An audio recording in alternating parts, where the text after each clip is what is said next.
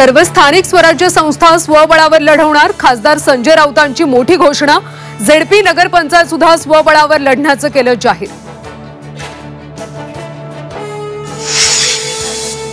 देशमुख हत्या प्रकरणातल्या आरोपींवर मोक्का, सुदर्शन घुले, विष्णू चाटेसह 8 आरोपींवर मोक्का अंतर्गत कारवाई।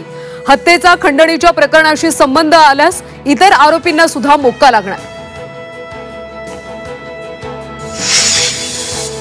शेतकरी कर्जमाफीबाबत कधी बोललोच नाही, उपमुख्यमंत्री अजित पवारांचं विधान। तर भाजपच्या जाहीरनाम्यात कर्जमाफीचा समावेश आहे, कर्जमाफी द्यावीच लागेल, राऊतांचा टोला।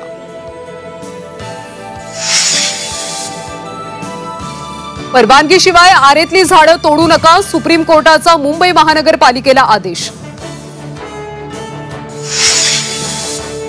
विशाळगडावर प्रशासनानं उरुसाची परवानगी नाकारली, अतिक्रमणावर कारवाई होईपर्यंत बंदी। उद्या होणार होता उरुस।